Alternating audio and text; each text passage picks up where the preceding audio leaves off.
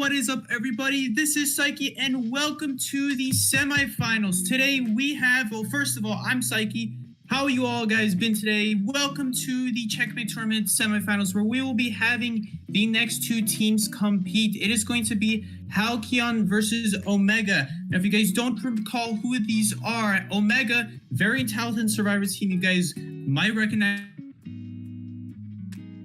this from a few brackets ago, like each single day. I think maybe not every day, but yeah, actually, no, maybe not every stream, but they've been playing very well in the last few brackets. We've seen them play several different survivors, several different hunters, and those survivors that we see that are going to be playing today on Omega are Pit Stoppers, Honor, Clown, and Randoms KYS. These are the hunters that are going to be playing today. Sorry, the survivors. Pit Stoppers is normally, and their hunter is going to be Nico, Nickelodeon. You guys may know him. You guys might have seen him around in Rank Match if you play Survivor. It's the same way if you play Hunter, you might have seen these survivors around Honor. Cloud, both very good survivors. And I'm very curious to see how Pit is going to do as Survivor himself. I don't actually ever see him play Survivor, so I'm very curious. On Halcyon, though, we also have Halcyon playing in Halcyon. Very talented Survivor team as well as Hunters. And on both sides, we have Eliater, in-game name will be Unoia, Forbidden as well, BXNNY, Bunny, Ban maybe is what the X stands for. Maybe every X is a U or an A, and then we have one last player. We have No More playing for the Survivor side. We also have some more like subs for each team. You know what? Interestingly enough, Omega has a FY on the sub, so maybe FY is not able to play today, because I know he's a very talented Survivor player. And finally, for Halcyon, we have the hunter Alex. Alex, another well-known hunter, I would say, seen him around the rank. And yeah, it's going to be very exciting seeing both teams play. It also seems like Omega has a Omega has a team logo. It seems like, I'm guessing that's the thing below Omega's name. Very cool to see team logos being implemented. I do appreciate that very much. Right, this is going to be very interesting because right away we are going to be seeing Omega. Man, such a talented Survivor team. I've seen these people play over and over again throughout the years, and I'm so happy to see them come to this point in the game. Maybe they can even win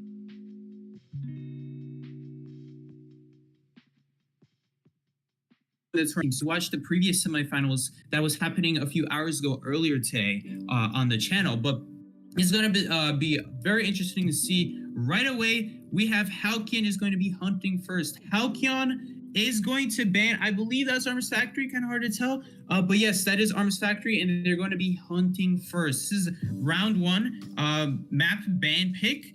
Pretty common, pretty fine to ban Arms Factory early on. You don't want the Survivors to have such a huge advantage, or maybe you don't want him to go Dream Witch. Both reasonable things. You know, banning the better Dream Witch map, I think that's the idea there. But yeah, very cool, very cool. And from Omega, in response, we see Ever Sleeping. Ever Sleeping, on the other hand, is just as good of a Dream Witch map, and we see Dream Witch being picked a lot. Very strong hunter indeed. But we also might see Wheel, which is very strong here. Sculptor, this map is just so freaking good for every single S tier hunter out there. There's literally no exception to it. You know, at least with Arms Factory, Wheel is a lot worse there, as opposed to Wheel being better here on Ever Sleeping. Not only is it a hard map to kite on, a lot of hunters do well here. Sculptor 2 with the super narrow alleyways. Sometimes you'll have long hallways, but every once in a while there's that super narrow alleyway, like let's say between Geisha House and the building. There's that really thin alleyway. That's really annoying for Stars to go against if it's a Sculptor. And there's lots of other examples just like that. But Sculptor in general is a really strong hunter. But yeah, guys, I forgot to get a drink. Please forgive me. I'll be right back. We're going to be banning right here in a second. Be right back.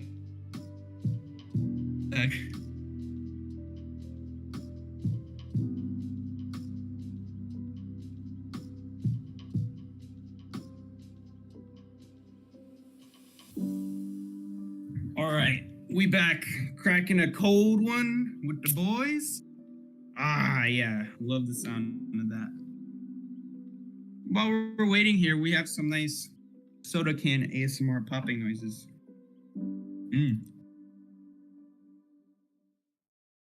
I normally don't drink soda, but I don't want to. I'm too lazy to go get anything else right now. And right away, we have Halcyon banning Priestess here. What a great pick, banning Priestess. What can I say? Great pick overall. You know what? It's a shame we don't have anyone helping me commentate today because I'm by myself and that was really awkward. But basically, that's what we're rolling with. We have Priestess in response forward Seer. Makes total sense. If you guys have been watching the last few days, I said it before. I'll say it again. Priestess, great survivor on this map. Obviously, no need to explain further. And in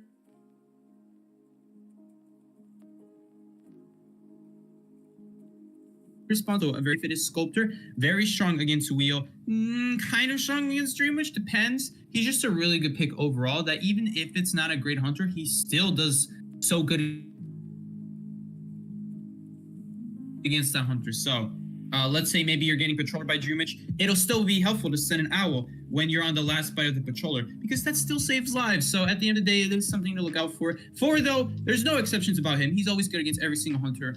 Maybe less so against Sculptor, because Sculptor can maintain presence as she's getting damage on the survivors that she's knocking back down over and over by the forward rescuing them over and over. But that's assuming he even rescues them. He himself is also a little bit risky to go against Sculptor. Really, I would say Sculptor is probably one of the harder things for forward to go against, because Dreamwitch. Thing about Dreamwitch with forward is your goal is gonna be trying to stun the most threatening leech, because the two leeches can never be directly next to the survivor.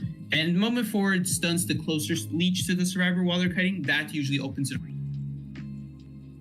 up so the second leech anyway can't do anything even if they switch. But really, you'll see forward most commonly stun on places like the leech sitting in front of the chair, because that leech is not moving, and it also forces the Dreamwitch to keep a second leech around, making it so that she can no longer control the ciphers because she's forced to play around that forward stunning the leech. Every good forward is going to do that. For the second ban, we have Mercenary. Very great pick. I don't know about how great of a pick Mercenary is, because they already had a forward, so I would be a little bit surprised if we also saw Mercenary, because at this point, I mean, Mercenary's not a terrible survivor. Mercenary's an amazing survivor. He's one of the best. Who am I kidding? He's one of the best, obviously. But the thing about Mercenary is that once you have a forward, Mercenary doesn't really make a whole lot of sense when you already have a forward, because forward already filled that whole role that Mercenary is doing, plus he can support.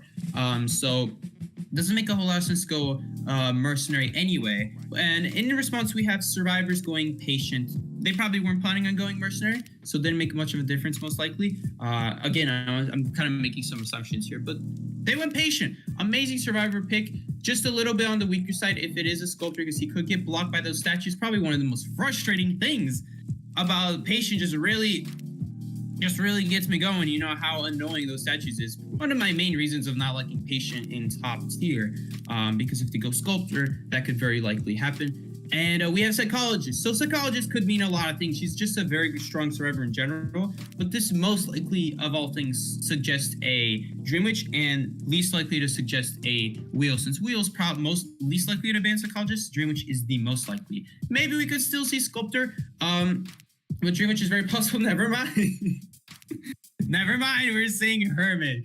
Guys, we should have known all along. Hermit was such an amazing hunter. Hermit, one of the best hunters in the game. I mean, come on, guys. Every survivor can now take 3 hits.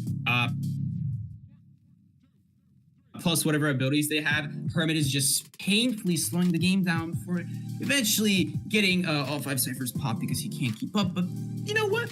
Maybe we'll see him win. And for the last survivor pick, we got Prospector. Really trying to hold it in here right about now. You know, Prospector.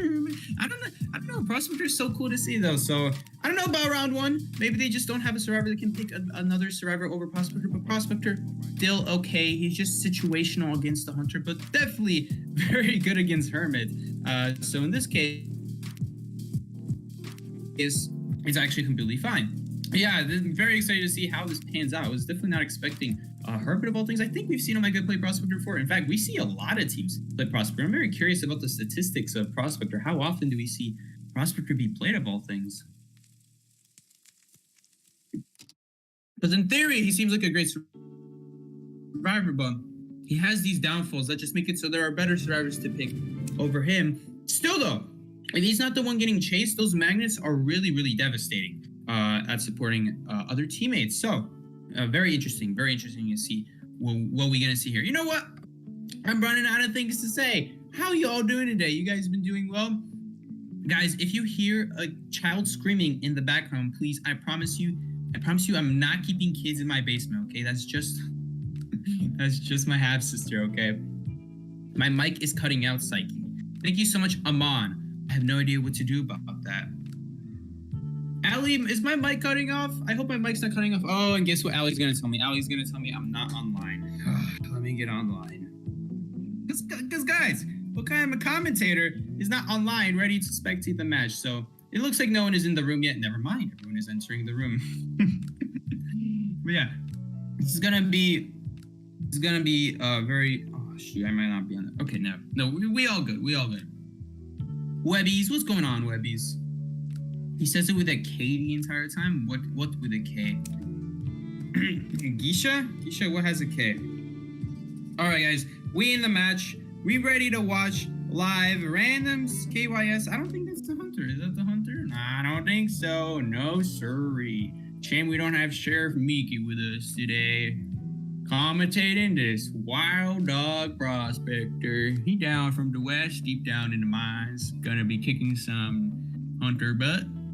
Yeah, so I think that's the survivor. Yeah, here we go. We should have Nico, I believe. No, not Nico. We're gonna have Alex. Yes. So very soon we will have Alex playing. You know, guys, something made me realize. All right, I was looking at this banana. Okay, and this banana.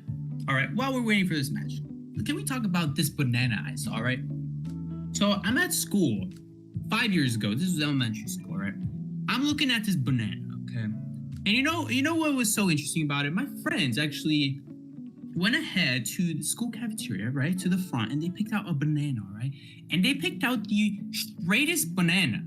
Like, it doesn't get any more straight than that. I've never seen a banana with literally no curve before, but they brought a banana with no curve in. And man, I don't know what they thought was so funny about it. Oh, you know, the worst part is they had my friend eat the banana without taking a bite for as long as possible. You know what? That was something I'm never gonna forget. You know, it's experiences like those that really make it so you really get an appreciation for just how little of a curve certain bananas have. You know, it'll make it so you never look at that super straight banana the same way again in your life. But anyway, guys, I just thought that was interesting. You know, perspective really makes a big deal. Maybe my perspective is more people should eat straight bananas. Maybe more bananas need to be straight. You know, the world will be a much happier place. Just so many jokes flying around. Guys, we stalling it out. All right, I think very soon we're gonna be able to start. We were just waiting on the hunter to show up, so very soon we're gonna be ready to start. Hermit, there are a lot of problems with Hermit. I guess we could go over one of the benefits of Hermit. One of the benefits of Hermit, I will say, is if there's ever a survivor that's almost dead, a sheer damage will finish them off if they ever dare touch a cipher. But the problem is a lot of the times they're not almost dead. And if they are almost dead, they're just going to pick themselves up because of the self-revive that every single survivor has. So if it weren't for that, I feel like Hermit would be a much better hunter, in all honesty, if it was just for that. You know, there is also the problem where not only can they pick themselves up, but you don't really know for sure where they are. That's the other problem with Hermit. There are other benefits, though, I suppose, with Hermit. Like, let's say a survivor is trying to body block for the person off of chair. You could try to get greedy and try to hit them, or you could just take the bullet, eat the bullet, take the sacrifice, the loss, by putting a polarity on both survivors at the same time and just hitting one of them. That way they both get damage, and the survivor is going to get a boost still, the one that you don't hit, the one off of chair. Which is that's the problem with Hermit, really. We're starting to now get into some of the problems with Hermit, but one of the problems with Hermit is just the fact that sometimes, a lot of the times, you may rescue someone off a chair and you put a polarity off, like they gain a polarity and they're no longer dead in one hit if someone else can share that damage. And ideally, just sharing the damage with the decoders, the people who are anyway not going to be interacting with the hunter most game, that's the people who are sharing the damage. And they could share damage up to 3 times before on the 4th time they take a hit and they go down. So that's the key with taking advantage of Hermit. It really is very easy once you can get the hang of it. But inexperienced survivors may struggle. These survivors, on the other hand, besides Pit with his measly unicorn too, I feel no, Pit is a very good survivor. Maybe they might have him as a replacement here, because I never see him play survivor, so it's very likely that he might be a replacement for someone. We have Pit on patient, Prospector on randoms KYS, forward. I believe who that is. I need to check who that is. And then we have Cloud as the seer. These are all some of the these are all survivors that they play. I've seen them play before, except Pit. I don't know what Pit is doing. But yeah. And here we go. We have Algs. Algs is the Japanese name. He is going to be playing Hermit. Now, as we see here, we see some of the builds. We have the double tie turner, we have the flywheel, and we have the broken windows. Keep in mind, with the new rules set up, these survivors have to pick their builds before the hunter can pick their hunter. And that's actually advantageous for the hunter, because if you're going broken wheel or sculptor, it's important to know which survivors have broken flywheel and which survivors don't have flywheel. Plus, it may influence what hunter you pick. So here we go. We got a pretty typical setup here. Right down the line, this is very good, because now you're able to transition either on the left side or right side. No matter which side the hunter spawns on, you can go either left or right. So here we go. Pit's making his final choice there. Looks like he's gonna stick with it. Yep. And they're also taking graveyard. One thing to keep in mind about graveyard is that if the hunter spawns in one of the corners on the left side, graveyard will always get blocked. So that is a slight disadvantage of spawning graveyard, but otherwise it's pretty safe. I do wonder why they put forward at graveyard and not like something like seer. And here we go. We have Hermit spawning right down the middle. Hermit is just trying to take the best advantage he can in this situation, since Hunter always has to pick last. Unfortunately, Hunter cannot just pick right down the middle of the map to be able to go to anyone anytime. He kind of has to pick on the side. But here we go. He's going to be starting right here next to Dancing Geisha. And here we go. Game 1, round 1. First half, I suppose. And here we go. Right away, interesting enough, watch this guy's... Oh, actually, I thought he was waiting to see some decode progress before he sets up the connections. But he set up the connections there. We see he set up connections at Corner House, Middle, I believe the one outside Geisha House, yes, and Graveyard. So he made sure to choose ciphers that the survivors are most likely to do. Corner House is one that they're very interested in doing.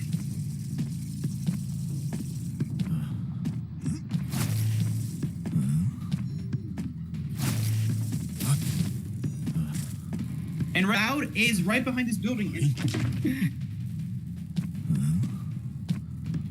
Guys, what's going on? I don't know if you guys can hear me, but here we go. We're finally back. That was kind of awkward. See, we have Cloud here with the polarity. So if he takes damage here, he actually will not go down. Sorry. Well, he won't go down, but no one will share the damage with him is the problem. So he might see someone else switch polarities. There we go. We saw the Prospector switch polarities. Now he is able to take 3 hits instead of 2. Cloud making sure to always run the opposite direction. Even getting on the tram here would be nice. I don't know why Algs is still trying to follow. There we go. Now Algs is going around. It would be nicer if Algs got around the tram sooner so that he could still hit Cloud immediately off the tram. Now I don't know if he's going to be able to make it. Oh, yeah, he is not, so he's going to have to wait. He might still be able to hit. No, because the survivor spawns all the way up there. So Cloud is still going to have a chance to fight this out. But then again, Algs did have to make sure, at bare minimum, Algs did have to make sure Algs is the hunter. Oh, nope, not getting ran over by the tram. Very good. Nice to see that didn't happen. Algs is making sure that the polarity... Oh, I don't know about that polarity switch from before, because he's still going to go down in a 3rd hit here, so that extra damage was unnecessary for the forward to take there. If he did not do that, the seer would have still survived with a sliver of health there, and he's not going to die regardless, unless another person here switches polarity. Unless Algs exactly puts on red polarity, but look at that. He's not even going to need it. He got a really cheeky hit there. Last second, a little bit of a small mistake there from Cloud, being a little bit too close to one side, and then Hermit was able to go around. So he's unfortunately going to take a pretty unfortunate hit there, because otherwise he would have had the hunter would have had to use one polarity and then use another one, had to wait 12 seconds for the next one. That's what would have happened, but unfortunately it did not happen, so he's going to get away. Now for this, look at this. Now that Ford shared the damage earlier, now he cannot rescue. So if that Ford just hadn't switched, he would have been in a much better spot. Seer, not going to go for the tram this time. Not that he can, because he's in high turn. Just barely going to miss the polarity strike on that. Look at that Hermit about to swing at that patient. I thought he would swing a little bit sooner, and he did try to go for the swing, just as I expected. Gonna go in for the hit here, not gonna get it, but he will still get the basic hit. Look at how slow Hermit is walking, though. And look at this, Seer is still gonna survive. Okay. making sure to survive just with a little bit of help. And just like that, Seer is kiting quite a while, just using this 11 area. It's called the 11 area if you're spawning right here by these two pallets, or not spawning, but using these two areas. Gonna block off that pallet and gonna blink so that he can't try to vault over that, just to make sure that he's not gonna get blink predicted there and completely get blocked off. Pretty solid start though. All things considered, this is still not bad for Alex. He's still very likely to tie this. Real quick, let's take a look at the cipher progress. We got one cipher almost done and two other ciphers also over 50%. So we got middle at 60 it looks like, and the other Eggish house is about 50. Now do keep in mind, this electricity, this decode is constantly being shared and sent to other ciphers, so they are constantly losing a little bit of decode throughout this match. That is the one thing that's holding this what's his name, this hermit on for dear life. Oh my goodness, he just hit the side of his teammate, I believe. I think he just hit the Seer, so he's gonna unfortunately get hit right there. Or at least someone got hit there. He didn't get the stun off. Seer had to use an owl. That was really bad case that just happened there. And look at this. Great job from the hermit. I must say that was really good, because look at that. Even though he didn't hit the Seer with the electricity, there's still nothing that the Seer could do. He avoided it, but he can't use the pallet. He went around, but he can't use the window because the electricity from the last shot that the hermit did also didn't connect, so just stayed there for an extra 8 seconds, I believe. I think that's how long it stays. Forward is going to try to help, but he has to be careful, because if he takes even one hit in red polarity... Ooh, okay. So he just immediately picked up. I suppose Alex is just playing this safe. He knows that the Ford is on a football cooldown. Tried to get a hit there, just ran a little bit short. I actually don't know who this is who's playing. I don't think their name is showing up on the roster, because this person might have changed their name recently. We'll have to do some process of elimination here, who this is. I forgot which survivor this is. This is... Okay. So Honor, I believe it should be Honor at least. We are gonna most likely see a tie here. I think, yep, he did. So Hermit, I sometimes see this, some Hermits forget this. Oh my goodness, he almost got run over by the tram. I do sometimes see this with Hermits. Some Hermits may forget to connect the gates. Alex, on the other hand, did not forget to do that. Forward survives though. So that 2.2 damage that just happened, that might actually result in dungeon. No, it's not. They still need to open the gate. They're still a little bit short. They could actually still pull this off. No. Why didn't you? Ooh, I feel like he should have at least gone for that, because otherwise he would still be dead. But I don't think he would have made it though, because the tram anyway just barely left before I think he could reach the door anyway. But really unfortunate for Honor there. Was really close to dungeon, but that slowdown on the gates prevented him from being able to escape last second. If it weren't for exactly Hermit in that situation, if it weren't for exactly some sort of gate slowdown, they actually would have been able to get the Ford out on dungeon there. So really close at the end there, very, very close. Even with that great gameplay from Alex, still cutting it really close. That's just the problem with Hermit, is that he is a really slow hunter at his job. And even when the time comes, where his values show, it's just a little bit too slow, where you'll see sometimes stuff like that almost happen. And thankfully for Alex, it did not happen. So he is going to secure.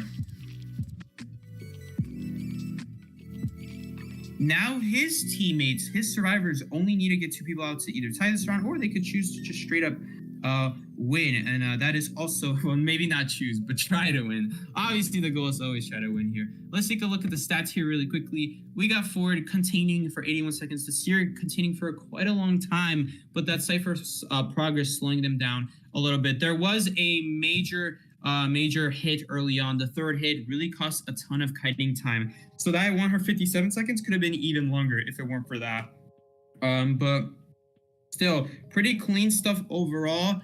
The survivors could have definitely pulled out a win had that one mistake not happened. But really, I've said this before, I'll say it again. Don't put yourself down for just one mistake, because if it's one mistake, that's a good thing. That's something that can easily be fixed, rather than if there were like 10 mistakes going on there. So one mistake is just all it takes. And it's also one mistake, that's all it takes to get fixed into a win. So could lead to a loss, yes, but could also lead to a win if you fix it. So here we go. Pretty clean start overall. This is to be expected. 2-2 from both sides. 2 for Omega, 2 for Halcyon. Guys, I gotta go get my charger. I'll be right back real quick, but very soon we're gonna be seeing Halcyon survive next and Omega hunt. Very excited to see this. Nico gonna be the hunter. Probably gonna be seeing some S tier hunter like Wheel, Dream Witch, Sculptor, Very excited to see what he picks this time. He's got a lot of options. It really just comes down to what the survivors pick. 1 second, guys. Be right back.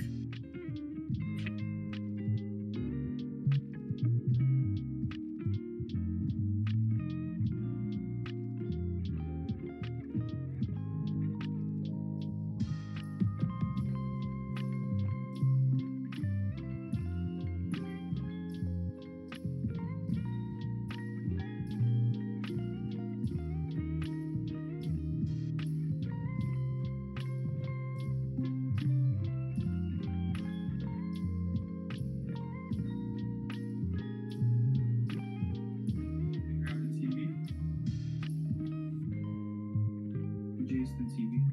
The Google thing. Where is it? Oh, it's right there. Oh, it's already.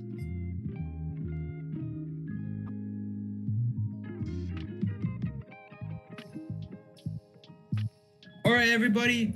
We are back. Doesn't look like we have any bans so far on the screen. I believe we have bans in the Discord mod. Yes, we do. Algs is pronounced all G's. Oopsies. All G's. All right, all G's out here bringing it on, not only in terms of gameplay, but name pronunciation. He's got all grounds covered. Be more like Algies, guys. Algies. Real one out here. All right, we good. So, yes. So we are going to be seeing Omega Hunt here first with the super sly, super sleek logo that they have put up now on the screen. I think that they might be the only team with a logo. Has there been any other team with a logo? I'm not actually even sure. Omega might be the first for this tournament. Although Omega is also quite an old team. They've been around for quite some time. Their players have at least. So yeah, makes total sense. Maybe they've already had it. Who knows? So right here we got the Seer ban.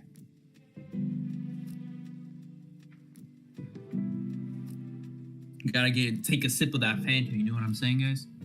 We got the Seer ban. Pretty solid ban. I'm surprised he's not banning Priestess. It's very likely we might see a wheel in that case. Now that he goes Priestess. All right, pretty fair. I wonder why they chose, Halcyon chose Entomologist as one of their first survivors, though. Why Entomologist? I feel like I would say that for later on. Mercenary, very strong pick as well. Embalmer, also a strong pick. And before Embalmer, we saw the Priestess ban. So Priestess, not banned first, but banned second, and still a great ban nonetheless. Here we go. We're once again going to be seeing Psychologist ban, just like Algies did last round, and makes perfect sense why now. Now that I think about it, you know what? That Psychologist ban makes a lot of sense with Hermit, because what's worse than survivors being able to take like 3 shared hits? A survivor that can take 5 shared hits before they finally go down. So very annoying for a hunter like Hermit to deal with. That's why we saw that ban last time. And here we go. We have Seer, Priestess, Psychologist. These are some pretty typical bans here. I do love to see what these survivors are bringing out here. We got the Entomologist, we got the Embalmer, we got the little girl, we got Rapper Little Girl. Petition to make a new survivor called Little Girl and have her be like the rapper of IDV, just like have a microphone as rhyme. Dude, imagine how sick that would be. Little Girl out here bringing the pain. No pain, no gain. Little Girl up in here. But yes, we got Little Girl, Embalmer, Mercenary, Entomologist. Now usually this is like a round 3 setup almost. No, because you think about it, you usually see stuff like Priestess forward as your first 2 picks. In this situation, if they ban Seer, if Thunder ban Seer, you usually see Priestess forward. And the reason you don't see that in places like round 3 is because they usually ban forward Priestess Seer as their first 3 picks. Depending on their 100, depending on the map, obviously take that with a grain of salt, you guys. Take it as you will. Always gotta be careful, always gotta be mindful that not every situation is the same, especially for this game. It's all about analyzing and thinking about, do you really need to in this situation? But those are the 3 really most known best survivors in this game. And the thing about these 4 survivors is Mercenary, obviously very good. But the other 3, they have some weaknesses against the S tier hunters, like Entomologist. They may be very strong against Sculptor, but a lot weaker against Wheel. Embalmer and Little Girl may be very strong against something like Sculptor, but a lot weaker against a hunter with movement abilities. So that is something to be careful about. I would consider Dream Witch a movement ability hunter. Her whole main body is able to move around so quickly, so darn fast, over 5 meters per second fast, the fastest you can get in this game besides Wheel, I suppose. I suppose Wheel, I guess, is the fastest. Besides really that, I'm pretty sure Dream Witch might actually go faster than Wheel if the Wheel is not using the speed up Wheel form. They might be actually going same speed. Honestly, it's hard to tell. But Dream Witch, seriously, one of the fastest survivors in this game, and it shows because her servants are almost the same going regular hunters. They're going faster than hunter speed. So this is another advantage of Dream Witch, is that if it weren't for that, Dream Witch would probably be a lot worse. But because whenever a leech is following a survivor, it's actually going almost the same speed as if the Dream Witch were walking around. So that's the advantage of like letting your leeches kind of do their own thing rather than you constantly controlling them. You want to let those leeches get up close because it actually saves you time before you start controlling them. Because the moment you start controlling them, and even if let's say you hold forward and then let go of the control button, they're still moving a little bit slower. They're still moving regular hunter speed, opposed to if they left the circle entirely and then they start falling. It's this really weird mechanic with Dream Witch where if a hunter leech is following someone because the survivor left the circle, they're actually moving way faster than if you just made the leech walk towards them. You'll see Dream Witches do this, and we might see Nico do this, where you don't see people throw the leech towards the survivor. You see them do it away from the survivor, and it's a little bit of a sacrifice because obviously that leech is running away from the survivor at first, but then as soon as they leave the circle, they speed up so darn fast. It's ridiculous. It's like put it side by side, put a leech that's not being controlled but got pushed by the hunter, and put it by a leech who's naturally following. Simply because they were outside the circle. You'll see the leech that was following, not because the Dream Witches commanded them to, but because the survivor just left a range. You'll see them move faster, and for that reason, that's why you see, like, that's why Dream Witch is just so nice against stuff like Embalmer and Little Girl. Even though they get that huge distance, it's only a matter of time, and it's a lot faster than you think. It's only a matter of time before that Dream Witch leech catches up with you. And that sometimes will catch survivors off guard. Interesting pick from the entomologist going in that corner. I don't know if I would recommend that. Little Girl doesn't really matter where, because even if Volunteer spawns next to her, she can still teleport away. But there we go. We actually now see entomologists go in that side. See, this is so interesting because it's, well, you know, Omega survivors, they went horizontal. Halcyon, we see them go vertical. This is just as viable of a strategy. Honestly, this is just as viable to do because Corner House is a great place to start off at, great place to also die. It's not only a great place to die, but it's also a great place to die. And why is that a great place to die? Because in tournaments, you're often not always going to be going for the rescue. You're going to be sacrificing people a lot more because the tie is actually a very good thing to get. As opposed to in rank match, you only get like a few points, and so you want to be winning as much as possible. In tournaments, it's really a good thing to be able to tie. So even if you do go down soon, and as long as you didn't die by anyone's cipher, and the Cornerhouse is a great place to do that on Eversleeping, as well as Graveyard. That's another great place to die. The idea is to just die in a place that's really hard for Dream Witch to control ciphers with. And really those main two areas are going to be Graveyard and Corner House. So here we go. We got Nico going straight for the Little Girl. Are we going to see Little Girl teleport away in time? Now, sometimes you don't see them teleport away in time, but this time she did get away with it. She did get leeched though, and this is where you guys are going to see. Look at how fast that leech that the Little Girl got. Look at how fast it's moving towards the Little Girl very quickly. It's only a matter of time before it catches up, as we said earlier. And no one can actually remove that leech as for now. So this Little Girl is stuck on her own until someone gets a leech remover. Right behind Nico, we have his leech following him. You guys see, it's almost the same speed as the Dream Witch.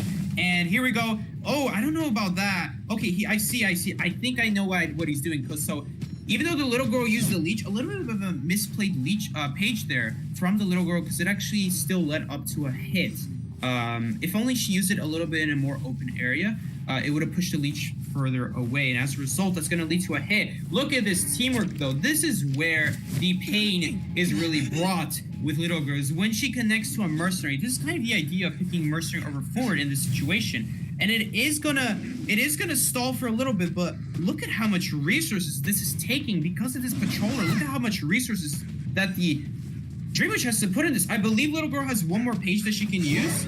No, she does not. Okay, my bad. I'm checking right now. She does not have any more pages. That's why she didn't use it. Gonna hit the mercenary. So now someone has to hit the mercenary. Oh, a little bit of a misplaced leech there. Ooh, okay. Never mind. We're seeing a pause. Someone might be lagging. I don't know if Eudonia knows. I may be butchering that name. I don't know if the little girl knows that. I think she knows. I don't know if she thinks she's lagging. Okay, usually you don't see it at this time, like a pause, like this late into a game. Like, I don't know. We're waiting for the match to restart, though. This is gonna be the first down for the Dreamwitch. There's no doubt about this, unless something happens with Nico where he's not able to control fast enough after the pause ends. That's always that a little bit scary factor. Unless that happens, little girl should be dead here, and he should be on her first chair. She should be on her first chair, I suppose. And look at this. Even though she's going down, and even though the mercenary did get knocked down, which means it's going to be kind of hard to rescue because their other two survivors are not rescuers, the good news is she died at Graveyard. So really the big key places to die against Dreamwitch, Graveyard and Corner House. You should be doing the same thing for other hunters as well. But the difference is more areas work for other hunters because they don't have as much reach. On the other hand, Dreamwitch has tons of reach with those leeches. You know, you may die away from a Cypher, but if it's within 32 meters, a leech can definitely walk up to that and block off that Cypher. So that's kind of the idea of dying Corner House or Graveyard, is that it makes it almost impossible for the Dreamwitch to control Cyphers from here. Besides one Cypher, which in this case didn't even spawn next to Graveyard. In this case, it works out really well. For the survivor side, I will say they got a little bit lucky with the unless they finished that Cypher. If they finished that Cypher, that was really a big brain of them. Already thinking ahead in that case. But yeah, guys, I'm gonna be honest with you guys. I don't know how long I can stall for. 189 seconds left before all players can resume the game. Real talk here. You guys ever wonder what it's like to be commentator? You know what? Have to drag it all out. I'm sure you've all thought to yourselves, man, this dude's really dragging it out. Well, what do you think I'm doing? I have to drag it out. But yeah, just waiting for the captain to resume the game. This is almost for sure a connection problem at this point. I would not be surprised if this whole time someone was decoding, that person might have had connection problems. But here we go. We're starting the match, and Nico? All right. Well, little girl went down without even being able to move, so I'm worried if she's lagging. Mercenary might get leashed here, or is she gonna leash the little girl? All right, leech the little girl makes perfect sense to me. If you leech the mercenary, the problem is now, if something were to happen, if she were to be able to rebound somehow, now you don't have that second leech to help you out. Gotta get the stun on that leech. Nico getting a little bit greedy there, trying to walk through that pallet. Thought it would pay off, taking a little bit of gamble. There's never a wrong decision. It's never wrong to do that. It's just, it may appear to be wrong. Almost got the terror shock there. Good job from the entomologist, just getting off last second, knowing that the leech just barely got on. And look at this, even though with that pallet stun, that mercenary unfortunately went in an open area and got hit, so that's not gonna matter at all. Entomologist could potentially get blinked here. Look at this coffin teamwork from the Embalmer though. Embalmer at some point, I don't even know when, it must have been at the beginning of the game, at some point Embalmer got little girl's appearance. Maybe the little girl teleported on the Embalmer? Actually, that makes sense, because she actually started hitting Corner House, but Embalmer started spawning at Corner House. So that must be why. That's another interesting strategy, teleporting to the Embalmer. And then he immediately gets the appearance, so not only did you get yourself away from the hunter, you immediately made sure that the Embalmer gets your appearance to protect you later on. So there's so much support here for this little girl. The mercenary early on, the Embalmer later on. Oh my goodness! Nico just barely getting that hit on the Embalmer. That's going to be huge. Now he is dead to Blink. Now, the reason this is so huge is because everyone is now dead to one Blink. And unfortunately, Samal just went down right here in the middle of the map. And so did the Mercenary. So this Dreamwitch, even though she doesn't have the little girl, she has major control over this map. So look at this. Being patient here, waiting to pick up this entomologist. Until absolutely necessary, and we might see her drop here and go for balloon hits. Yes, we do. Oh no! It's because she's struggling free. That makes a lot more sense. I got you, Nico. I got you. All right. So he didn't want her to struggle out. I see. So that's very smart on his end. Using his leeches to work together. Always want to be doing that as Dreamwitch.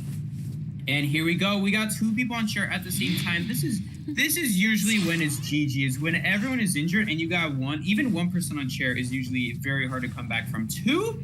because now what that means is half the survivors is no longer they no longer need to be camped because you just leave your leech there, and now there's literally no reason to just sit around. You can actually go ahead and control the survivors so much easier when you have control over 2 of them rather than 1. If there was only 1%, at least they have a chance of healing up. This is almost impossible now because now all that Dreamish needs to look for is a tinnitus mark in the top left, and there we go. Then she knows that she didn't just find 1 survivor, she found both of them. Because they have to heal up, and this Dreamwitch knows that. Nico knows that they have to heal up. Let's see if they can actually get the rescue off. Gonna try to get the chair hit here, and she did get the heal up, to my surprise. And gonna go for a hit, miss just barely got inside that entomologist. And she is gonna have to catch up to this tram. It looks like she is gonna be able to catch up. With this second leech, gonna be working together, not gonna get ran over by the tram. Thankfully, we're seeing a lot of close tram encounters today, but this is not even that close. And gonna go for the hit. Entomologist trying to flywheel immediately. Nico missed the hit.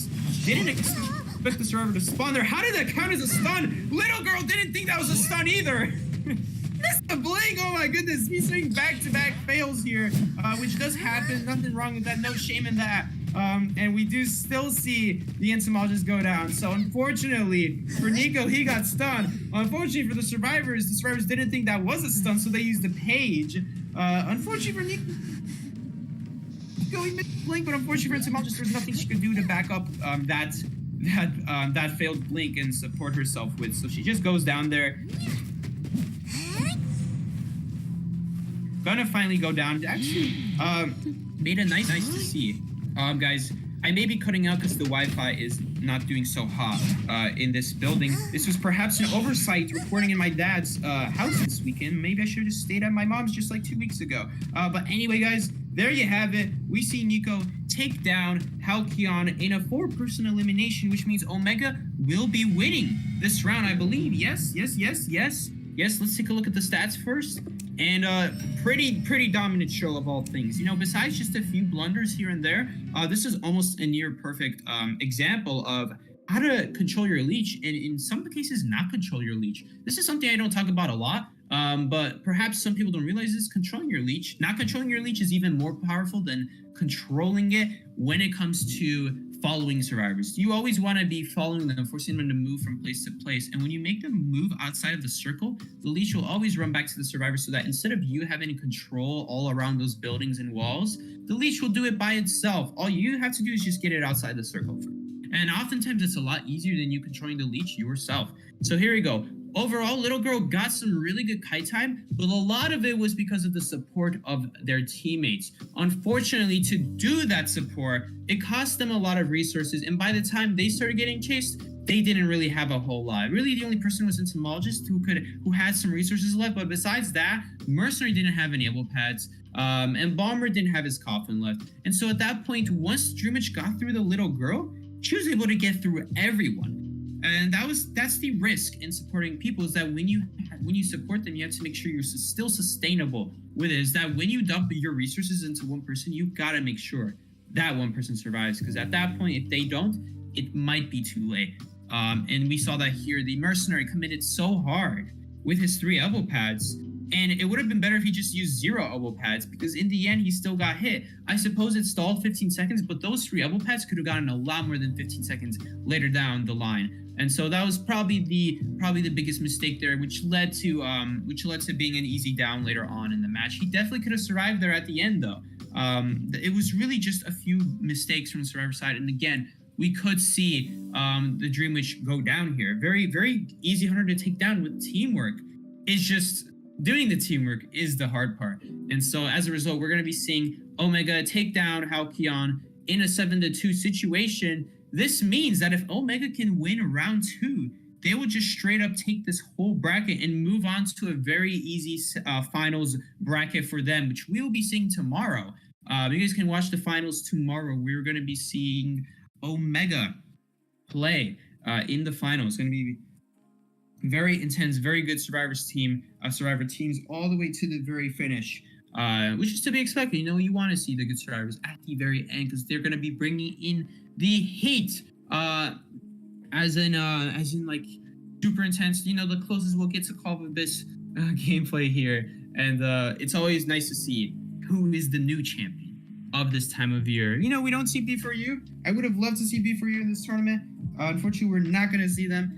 B4U is so exclusive. But anyway, that's another problem with this server. But we're going to see Omega out here taking the round 1, winning round 1. And if they can win round 2, just like I said, they win this bracket. Now, on the other hand, if Omega can tie this or win this, well, then either if Omega ties this, they will have to win round 3, and then it will be based off of points, in which case it's still not favorable for them because of the huge lead Omega got early on. 7-2, 5-point difference there. So Halcyon themselves are going to need at least 2 people out and their 104 man, or I suppose they could get 3 people out and their 104 man, and that would also be enough in that case.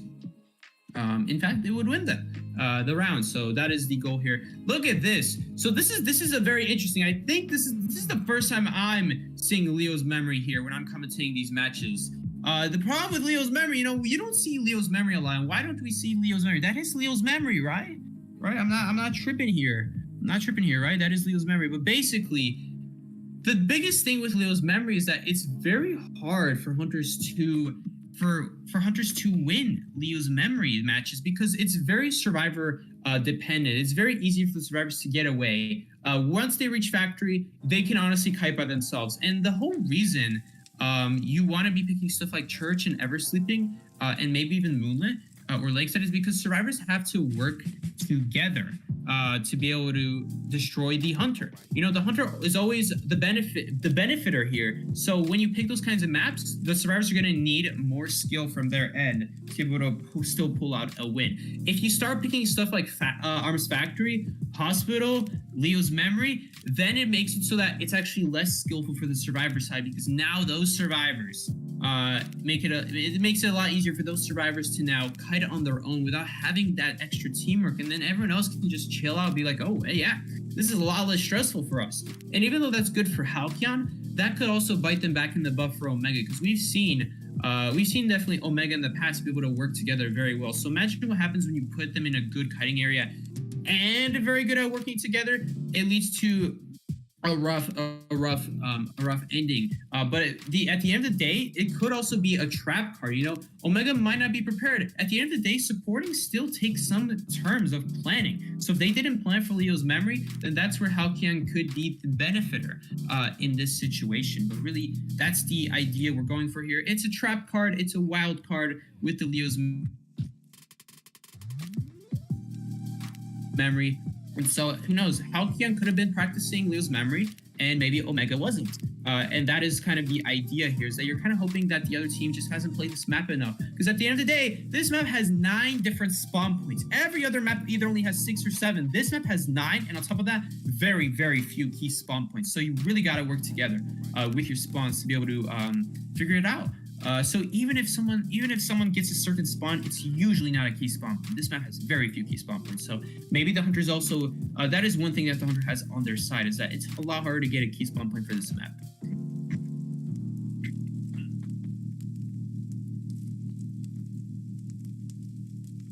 Jeez, commentating by yourself is hard.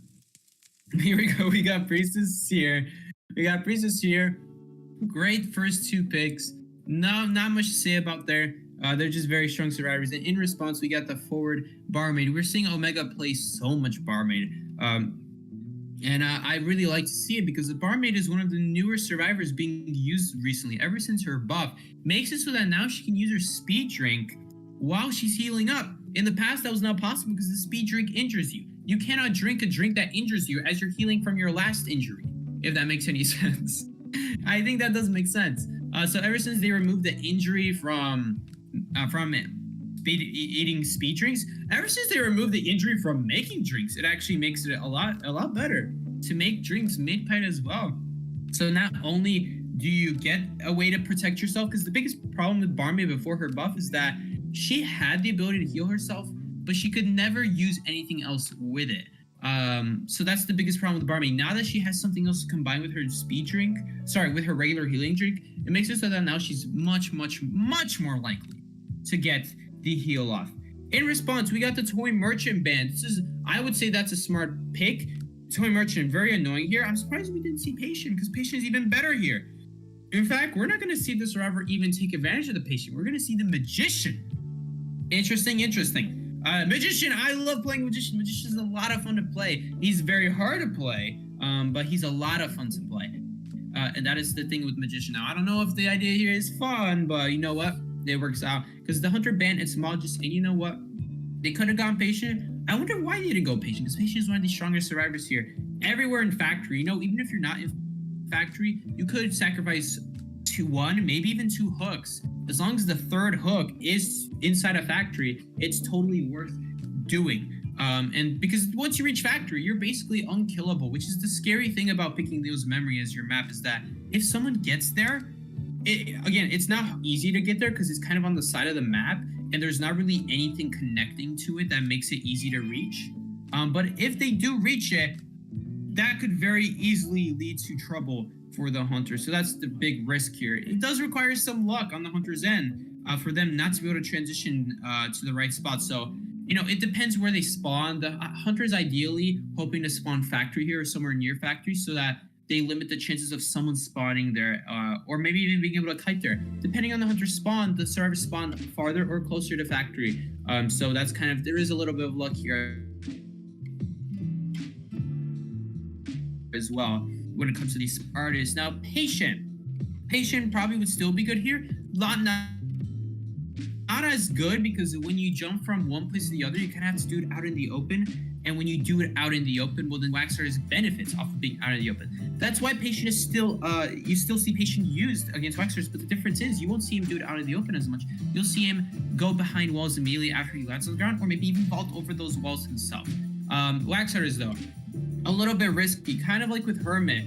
You know, they have some benefits, but you could end up being on the losing side a lot because they have so many disadvantages as well. It really all comes down to just how experienced as a survivor. You're kind of at the mercy of the survivor knowing their routes.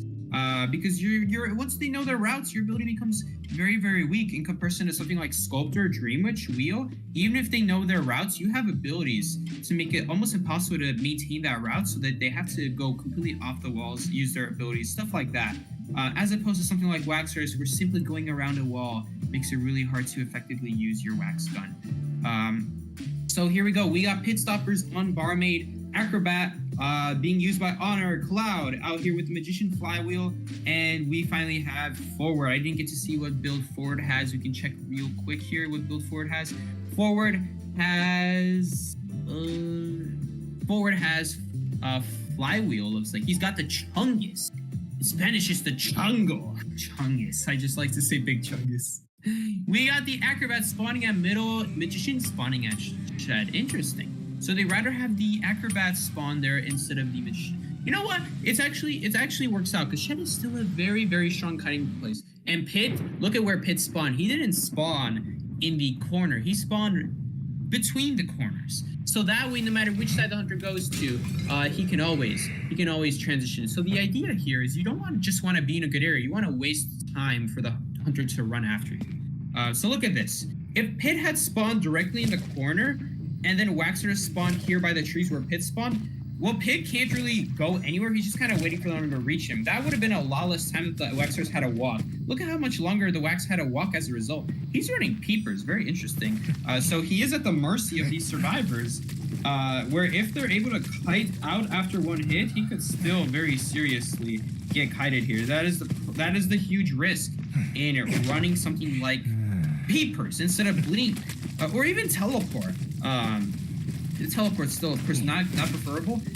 Just barely didn't get the Wax out. He put his Wax gun away, not expecting the Barmaid to drop that pallet, and she dropped it on him, so really unfortunate for the Waxers. Getting these blocked by these walls, Pit walking to the side to make it hard for this Waxers to hit. Waxers actually could have gotten a hit there, but he swung a little bit too late. If it weren't for that, he actually would have gotten it. Looks like we might be seeing our first hit here. Is this the first hit? Yes, it is going to be the first hit. Now, Pit... Oh, this is going to be really scary because Pit is not in a super great area here. He's definitely going to get sniped. Oh, God. Oh, God, that's really bad. I almost wonder, should he have just stayed closer to those walls? Because those walls were making it really hard for the waxers to hit him. These walls probably would have been a little bit easier to work with than trying to run out in the open and hope to reach the pallet. So he's going to drink his drink there, and it's going to cost him. He's not going to be able to get anything out of it. And now he's going into this kite with no extra chance of healing himself. He's also not going to be able to heal mid-kite because once you're injured, you can't make a bottle very quickly. It takes 10 whole seconds as opposed to the 2 seconds if you weren't injured. So the idea here is you want to heal up and then try to make the ball right before you get hit. And so that way you still have it after the hit. This is going to make it very difficult. But look at this. Waxer is pressuring the ciphers. It's just one cipher. This is kind of the issue. I'm surprised this forward didn't go rescue sooner. Instead, he kind of used up a lot of his time just standing by the cipher. That would have been a great time to go in and rescue the moment you see that waxers try to walk away from chair to block his cipher, because that way you waste as little time as possible. Forward, though, is not going to go in for the rescue. He could be thinking about full presence here, but it could also be that he just doesn't want to waste a lot of football here because he sees that the waxers is waiting far from chair. He knows that if he wants to go after this chair rescue, he's going to need to use a lot of football. The question is, are they even going to be able to protect this barmaid before she dies, before she dies in the cipher's pop? The answer is no. I mean, taking a look at cipher progress right now, we got middle almost done. We got still though this cipher right here and this right here where waxers is passing by, it only has about 25%. I'm looking at the map here, but that cipher only has 25% about on it. Drop the peeper by it. And this is kind of where the peeper kind of struggles, is when you don't have another target and when people decide to sell. If your survivors decide to sell and they know you have peepers, it becomes so much harder, especially as this hunter. That's why even teleport is a little bit better. Gonna get one shot on the forward there, just a little bit, just a wee bit. 4% on the forward, 24% now. I'm going to be relying on that peeper to hopefully slow down this forward. Going to be tough here still because all of these walls in the way are going to make it very difficult for the wax artist to catch up. I don't know if that football was necessary there. I'm pretty sure he could have walked around into it. So it is going to cost him a little bit of football. That one is definitely necessary though. No doubt about that. Look at that patience from the forward. That dedication, that's, what's the word for it? It starts with a D, I think. But basically I'm just going to say patience. Discipline. Discipline is what I'm looking at for. Flywheel. Great forward. Flywheel from the forward. What are the things? Nice full Halcyon as well. So now he's hopefully going to go around the wall. That's not the wall I was thinking of. I expected him to go around this wall with the window, so that way there's absolutely no chance that the wax starts hitting him. Now he's probably going to get hit by wax before he can decrease it. So yeah, he is, unfortunately. I was thinking he could use the window and then like, ooh. So yeah, look at this. This is not good at all. Had the forward just gone around towards the window, even if the window gets blocked, he can still football to the shed pallet and then survive that way while constantly maintaining that loss of wax. As a result, though, because he chose not to go there, he's going to not be able to lose his wax. He's going to go in an area that's much, much harder to survive in. He's going to go down.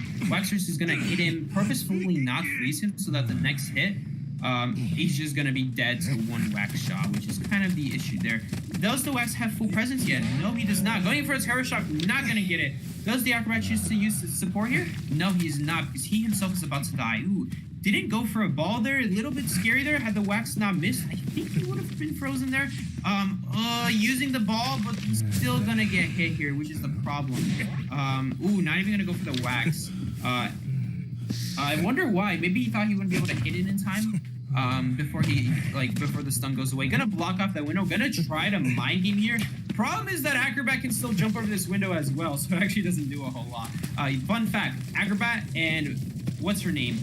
Whoa, look at this. Look at those forward controls. Now, as impressive as those forward controls were, it did waste a ton of football there. He is still going to reach the window. I have a feeling he probably would have been dead there sooner or later because of just how open it is after that window. Look at this Magician Wand. This Magician Wand, fun fact, Magician Wand does, in fact, absorb wax shots, but it doesn't destroy the illusion. So that way you can still block wax shots without getting hit. And Cloud is definitely taking advantage of that here. Look at that, how that illusion is just constantly preventing those hits on the, the illusion is constantly preventing those hits on the Magician. Great flywheel there. Well-timed, that beautifully well-timed. Look at this illusion. Look at that, running to the side. He ran to the side, probably expecting there to be a pallet. Unfortunately for him, there is no pallet, but he's still going to survive. He could actually get a dungeon here. Problem is, if this window gets blocked or dies, ooh, that wax just barely slowed him down. Looks like this Waxer is going to be able to get the tie. Thankfully, because of that early down, small mistake from the barmaid there, drinking that bottle, even though that she was going to go down in that area. If she got a little bit closer to factory, that would have been a different story. But Waxer is going to secure a tie here. Very surprising that we're seeing a lot of ties here on this map, especially because there's so many tall walls here that Waxer is kind of hard to take advantage of. But we still see Algae still coming out on top with a little bit of survivor mistakes there and being able to build off of them. So the thing is, you can't just have them make mistakes. You have to be able to know how to take advantage of them, and Algae knew exactly how to do that. We got 37 seconds here from Acrobat, 45 from Barmaid, Cloud 44, and Forward did the most kite time of 120. We definitely saw the Forward, kind of the MVP of this match. You know, being able to secure a good second kite is still just as important as getting a good first kite. Because if you can kite a long time after the first death, you guys will still secure a tie, and that's exactly what we see here. The goal is to get 3 people alive when the ciphers pop. That way, you guys are very likely to still tie. We were able to see to just that. The rest of the team was able to cover the decode. Acrobat Magician doing most of the work, while the Forward doing 84%. Someone definitely must have walked up to his cipher and finished it. So that was great teamwork from them. Being able to combine together, having people take over your cipher when you're kiting or when you're rescuing is a very strong skill to have. Just knowing where that cipher is the biggest key. Just the biggest number one importance factor.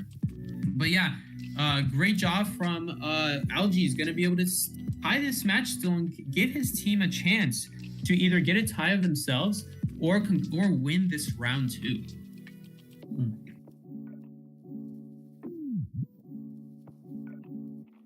So yes, if Nico can get a win here though, Omega wins. If Halcyon can get a win here, then they'll be able to go to round 3. They won't win quite yet, but they'll tie out the round. So they'll have Omega will have round 1-1, Halcyon will have round 2-1, and then it's basically as if nothing ever happened, and it's all tied up at that point. Actually, no, if they go into round 3, then points matter. So you know what? If they do tie this up, so never mind. Wait, how does this work? If they win, points still do matter, I believe. So, because they're going to go into round 3, and everything after round 2 does depend off of points. But if the survivors can win the first 2 rounds, sorry, if the team can win the first 2 rounds, I'm so used to playing survivors that I just talk in survivors, then they'll just be able to win this tournament straight up. And Omega is definitely going to try to go for that. I believe that their hunter, Nickelodeon, Nico, is going to try to go for the win here because it's going to be a lot easier than tying them out. And then going into round 3 and risking them making a comeback. Definitely not as advisable. So I imagine we're going to try to see some winning hunters here. Probably a sculptor, very, very winnable, very winning hunter. I mean, when sculptor wins, she wins hard. But she could also lose, as opposed to something like Wheel or Dreamwitch, which are harder to win against and win as, but easier to tie with. Kind of same idea with Blood Queen and Anne there. So we're probably going to see Sculptor here, I would imagine. But again, if the teammates can't work together, if the survivors can't work together, then Dreamwitch is still just as amazing of a hunter. We're assuming that these survivors are able to constantly stay away in corners and away from each other. If they are not able to do that, Dreamwitch can win just as easily. Believe you me, guys. Dreamwitch is definitely a winning character in that regard. But if the survivors didn't take a lot of damage when the first person died, and if they're all splitting away from each other when you leech them, it makes it very, very difficult for the Dreamwitch to be able to kill someone, because the whole idea is that you want to have your leeches be around multiple people. You don't want a person's leech being used to hit the person you leeched. As a Dreamwitch, you don't want that, because then your leech disappears unless they're dead. Even if they're dead in one hit, you still got to come after them and leech them again, or pick them up with some other leech. And that's where the power of having your leeches work together is that if you have someone else's leech hit someone else, you get a free hit in essentially, and that way you still are able to keep your leech around. And we are going to see the Dreamwitch ban from the survivors. Looks like they spent a little bit of time thinking about that. Definitely a wise choice there to ban Dreamwitch, because Dreamwitch, at the end of the day, if you struggle against maintaining all those leeches, Dreamwitch at the end of the day is still a great pick. And at the end of the day, they want to go for a win here too. Halcyon also wants to win here, and Dreamwitch is going to make it very difficult to do that. Dreamwitch, again, kind of like the tie hunter nowadays, where if the survivors can work together really well, after the first death, it's usually a tie. It's going to be a very long game, don't get me wrong, possibly 10, 12, maybe even 15 minutes. We've seen this before. I've seen it before. I've experienced it before several times. One of the biggest reasons I would ban Dreamwitch in my rank matches was because, not because it was so hard to, it was so easy to lose against her, not because of that, because if you have good survivors who are able to work together, it's not very easy for Dreamwitch to win against you guys. However, it is very easy for you to tie. And ties don't give a whole lot of points. And if you don't get a lot of points, well, at least make the match quick. But that's not true either with Dreamwitch. Dreamwitch matches take forever. Thankfully, in a tournament, at least for round 1 through 3, time does not matter. So that's the idea here that we're going for, is that Dreamwitch stalls out the game a long time, and since ties do matter, you see people picking Dreamwitch a lot more. You know, as a hunter in rank, I don't know if I would pick Dreamwitch so much, because those matches would not only take a long time, but a good survivor team will be able to tie against you. So you as a hunter also didn't get a lot. But in this situation, it's completely different. And so that tying could mean a whole world in this tournament. So here we go. We had a lot of survivor picks as I was talking about this. Tier Priestess followed up by Patient Merchant. This is what I was talking about earlier, is that Patient is so good here that makes me kind of surprised we didn't see it earlier. It's perhaps they were playing around, Omega was possibly playing around a different hunter that we've seen Algae's play before. Waxers is definitely one of those hunters where it's probably better against Patient than like something like Magician, I would say, because the Magician can still keep blocking it with the wax shots using the illusion. So that's something to watch out for. Really. So pretty mindful, I must say, of Omega to be able to think of that, if that was what they were having in mind. After those two picks, so we have the Psychologist, pretty typical. Psychologist, just an amazing survivor all in all. Now, interestingly enough, he's picking Psychologist as a ban, even though he knows he's not going to be able to pick Dreamwitch. So he could be going here for a Sculptor, maybe for a Hunter that takes multiple hits to kill someone. Like if Hunter that uses only basic hits to hit someone, like Blood Queener, and limiting how many speed boost that survivor can get with their extra health pool could be very, very beneficial. Followed by that, we have Embalmer. Embalmer, very good pick here on Leo's memory. I could definitely see them tying this match. After that, we got the Mercenary Band, followed by the Little Girl here. This is now, this on the other hand, this is probably one of the best survivor comps I could think of on a map like Leo's memory. So it definitely looks like Halcyon was prepared for this. They have the exact lineup. Patient's probably going to have Tide Tuner. Toy Merchant might have Tide Tuner, but even without Tide Tuner, she's still amazing. The setup with the catapults, just getting up on the second floor, using it with the Embalmer to protect as well. Little Girl could just straight up spawn anywhere and go factory. No care in the world. So this is definitely a very scary situation for Nico if he can still pull this off, this win. Gonna be the odds are against him here. He is picking Clerk. So this Patient is automatically a hard counter, one of the hardest counters to Clerk, because Clerk relies a lot on her speed, but besides that, she's got no extra mobility. Besides her base speed, she's got nothing to hit survivors from far either. So any survivor that can break distance, they're keeping that distance until she walks back up to them. There's no way the Hunter can outplay them. Once they use their ability, they're kind of just safer in the meantime. Same with Merchant here. Toy Merchant uses the catapult, not a whole lot the Clerk can do. Now, I do imagine he could use one of his swinging recordings to temporarily block the catapult. That is something we might see Nico do. Embalmer, again, you teleport to the Embalmer essentially gets a teleport just like the Hunter does. And that's something Clerk does not easily handle. She's got no movement ability, she's got nothing. And Little Girl, well, she has a literal teleport. I'm very interested to see Clerk. Why Clerk in this situation? I suppose because there's no harassers, but it's going to be very difficult to get a recording off and have them drop something when they have these survivors that go very far across the map very fast. Now, granted, Embalmer is not going to have anything to protect himself with, but as he's kiting, the key with Embalmer is that as you're kiting as Embalmer, you're slowly transitioning away from your coffin. With each hit you take, with each pal you drop, with each window you vault, you are getting farther and farther away from your coffin. That's why window boost and pallet boost are so good on Embalmer, because even if you didn't get a super great kiting spot, not only are you able to use it to get out of that kiting spot, you're also getting away from your coffin at the same time. So you're getting double value with those boosts as Embalmer. We might see a flywheel here. Again, I don't agree with flywheel on every survivor or every hunter, but here we go. In this situation, I'm being told Embalmer does have broken windows. Little Girl has broken windows. Tide Turner on Toy Merchant and Patient with the flywheel. Interesting. I did not expect the Patient to have the tide turner. Sorry, to have the flywheel. But he already has that movement built in, I suppose. So he doesn't need broken windows. I'm more surprised why no tide turner. I feel like if they want to win this, they would probably take 2 tide turners. But you know what? They also want to play it safe and just take more kites so that at least they can guarantee a... Did Ali disconnect here? What's going on with the stream? I don't know what just happened there. I think Ali might need another invite. But basically, this is what we're looking at for Nico. This is going to be a little bit more difficult. This is going to be a little bit more difficult for him to make work with. But we will see. You know what? Can I just invite him?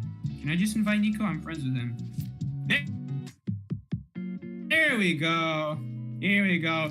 Commentator having to do the dirty work. Omega, you should be ashamed of yourselves, guys. I'm just kidding. Let's also invite you back. So there we go. Everyone is back in order. And yeah, we're gonna be starting very soon here. So again, gonna be a little bit rough for Nico. And they did pick amazing survivors, amazing map, followed up by even more amazing survivors, followed up by even more amazing survivors for the hunter. They're obviously see what's about to happen. I would expect a win here from the survivor side. Because Nico is up against some pretty hard counters here. I would say not all of them are the hardest counters. I would say Ford is still like Ford batter. Those would be more annoying for Clerk if anything. Well, she can take excitement, so she can at least do something with that. Because Clerk doesn't necessarily need blink or teleport. Not necessarily. She could still, and I would still recommend it. But excitement still works as well. In this case, though, she's probably gonna need the blink in this case. Now, there's no reason to take excitement here. And teleport, if she takes teleport here, she's kind of banking all in on her abilities doing all the work for her. You're just gonna make it a little bit hard, considering all these survivors kind of move really quickly across the map, which is gonna be a problem. So she wants to take them out sooner rather than later. And Bomber, of course, gonna be doing that after the blink comes out. The idea here is that if she finds the Bomber, then she's probably not gonna need a blink here. Patient, gonna start off on the side of the map. That's probably the most dangerous side of the map. And the reason it's actually okay is because he can easily hook to those stairs. Look at how close he is to those stairs. So he can quite easily just take a few steps, probably like a 20-meter walk before he can hook up those stairs. And man, it's as simple as that. So Nico, gonna be starting off there. He has these survivors kind of pinned down. No one spawned on the opposite side of the map. He's just gonna make life for Nico a little bit easier. So here we go. He's gonna be spawning there, which is actually beneficial for him. For an extra reason, depending on what spawn the hunter picks, you can actually kind of control which cipher gets locked. So it's either one of the corner ciphers. I don't know which one is further. It really depends where we see Nico spawn here. If he spawns closer on the left side of the map, it's going to be the right cipher. So it does. I hope no one can hear the crying. It looks like, I wonder which cipher is going to get blocked here. We have that cipher. So the one that Patient is running to is blocked. So he's not going to be able to do that cipher. Nico gonna have to choose factory. Every single survivor is at factory, and Bomber's at factory, Toy Merchant is at factory. Nico, we're trying to get an early recording there. I don't know if he got it. We'll see in the bottom right if he does get recording. What is... Oh, he broke a catapult. So very smart thinking on his end. You don't want to be leaving those catapults up for very long. Because they are going to get huge value. Now, on the other hand, they did buff Toy Merchant so that it takes a lot of time. Oh my goodness, he's running right into the hunter. That's a huge problem. Did Clerk get pushed back? She did. So the Toy Merchant is going to get saved by the little girl. Usually you see the little girl saving, being saved, but not the little girl saving other people. I'm very curious. I feel like she could have made that window vault because she does get increased vault speed from the little girl. Sorry. What did I just say? She could have vaulted, I think, because the little girl does increase vault speed. So I'm pretty sure she would have made that. But yeah, gonna get a nice hit there. Nico, though, look at him. He's having to deal with these really annoying pallets. Thankfully, this one's getting removed in the next update. If you guys didn't hear, that pallet he just broke is gonna get removed. There's the blink that we were talking about. Toy Merchant, he's not even gonna stay close to the pallet. That was a little bit risky for Nico to do a blink that early, because if she was standing by the pallet, he definitely could have vaulted back in time. Nico gonna throw a snowball. This is potentially gonna slow him down here. He's sacrificing a little bit of time here. And look at this. The BM is real from Nico. That's how confident Nico is. Look at that. He got a slick recording there on the patient, which means that he's dancing. Patient is BMing himself. This is a whole BM fest going on here. Patient Cypher is going to get blocked off. We're going to see that in a second. There you go. It's blocked off. Yeah. This is going to be, look at this, though.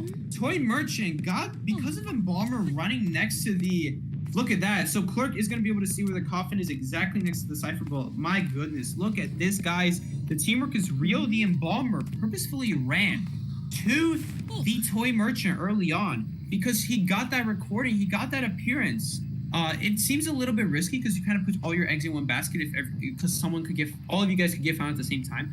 But honestly, I would say the benefit is huge for the Survivor side right now. So this is exactly what he's looking for. Now, Nico has 5 Cyphers here. As I slowly try to stall out this pause that I'm ignoring, and we see here that he's still at 5 Cyphers, but those Cyphers are all pretty close to getting done. The good news is because of that setup, because Little Girl was helping Merchant, because Embalmer had to waste time getting the appearance and then walk across the map to get to that corner to set up his coffin, it does sacrifice a lot of time. It does sacrifice a lot of resources. We saw Halcyon do this last round, and if it doesn't turn out successful, they don't have a lot to work with in the end.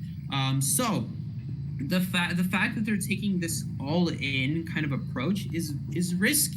But if it pulls off, it could result in huge wins, which is kind of what we want to see in tournaments. We want to see people working together. We want to see that teamwork happen, and that's really what tournaments is all about. But here we go. The deduction has finally started. Here we go. We're finally taking a look at what Clerk is going to do. I almost wonder if the other team is strategically pausing to get Nico confused. I always think about that a little bit. Regardless of who it is, like, who knows? Anyone could do it, honestly. Each person gets one pause. So here we go. We're going to get Clerk over here finding the Merchant. Yes, he did find her, thankfully, and he's going to get stunned, unfortunately, there. So he's going to be slowing down that deco. He is slowly but surely, though, on the other hand, he is getting these recordings off. I believe he did get that recording on the Embalmer, but that means he's not really getting anything on the chase. Like, he's got these recordings, but they're not helping him for the chase. Patient's gonna give him a free hit. Yikes. That's not good. And now, thankfully, he's not...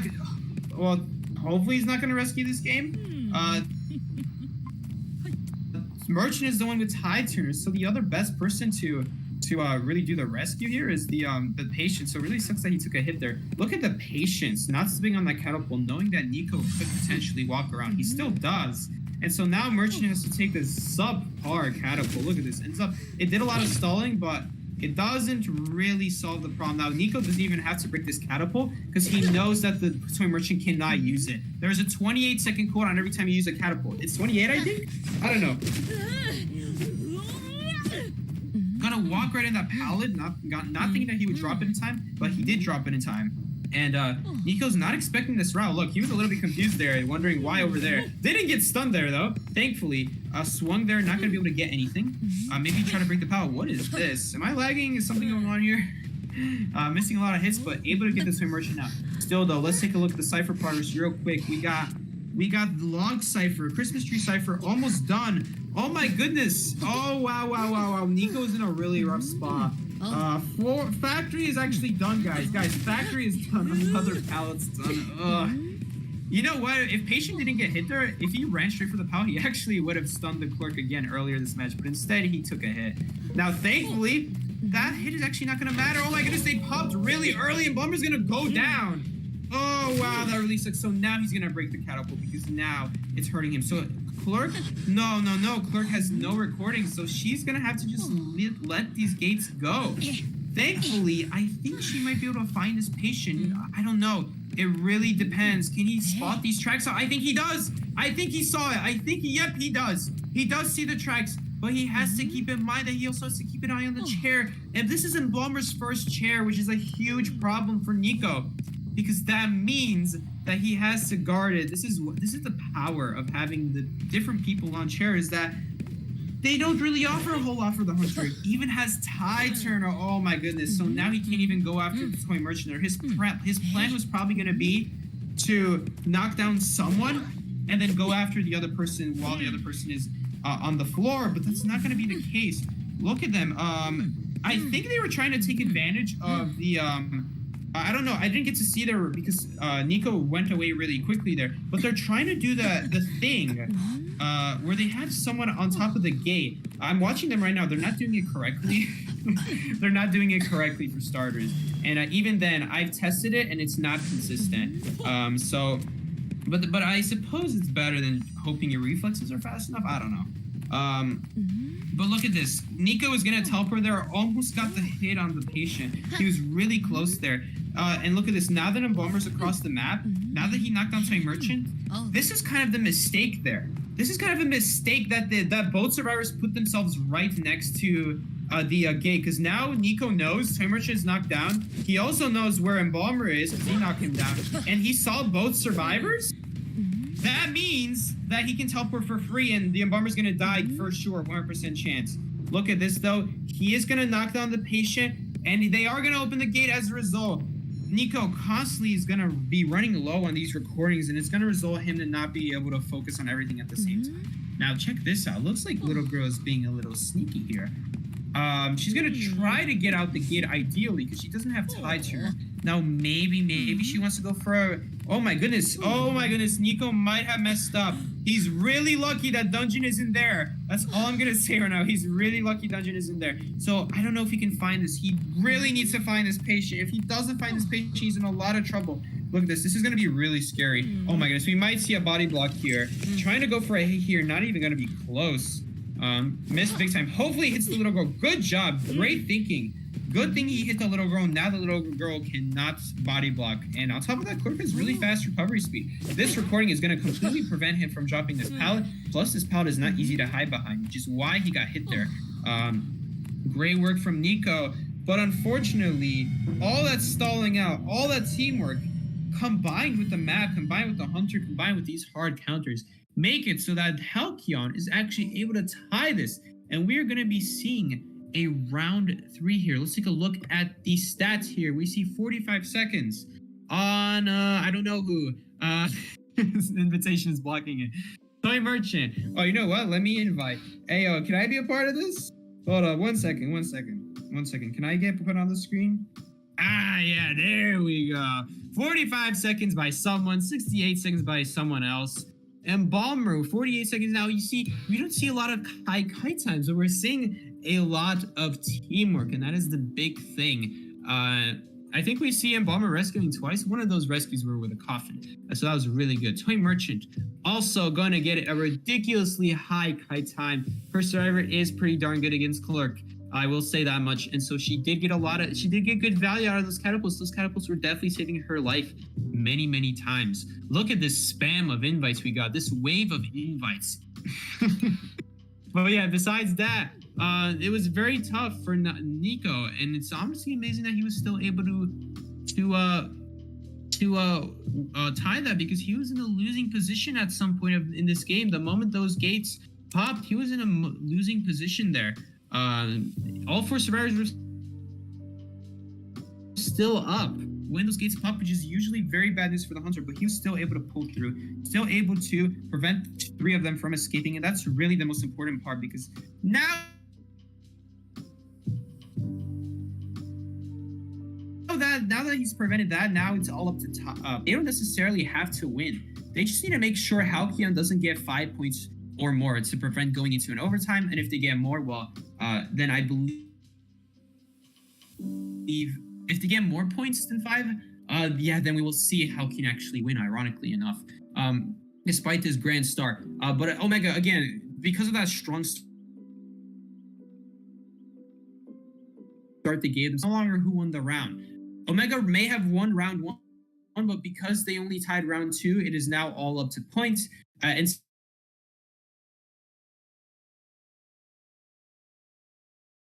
since round 2 didn't matter, you can essentially count it as 0. Halcyon needs to get 5 points to tie to go into overtime, or 6 points or more to be able to win this tournament completely. Just in case you guys are confused about how this works, that's how this works. Each survivor counts as 1 point that escapes, and each survivor that got killed by the hunter counts for 1 point for the hunter side of that team. And so that's how you get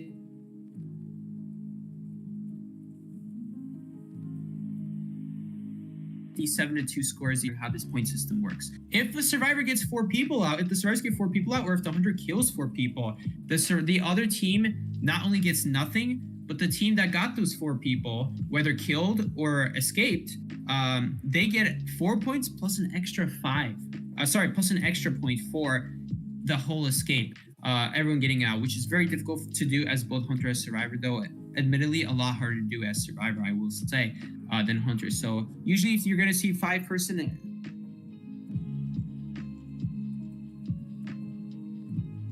Omega do. That's how Omega got the 7-2. They tied, which resulted in 2 out of 2, but then Omega's hunter got all 4 people, which gave them 5 points. So that means Halcyon is going to need a 4-man of their own if they want to have a chance here, whether that be survivors or hunters. But yeah, it's going to be not easy at all, but definitely a chance. And that is absolutely what we're going here for. As we're waiting, I guess we'll read the chat a little bit. Yeah, that was a great job from both teams there. I love the teamwork from Halcyon there. The last match,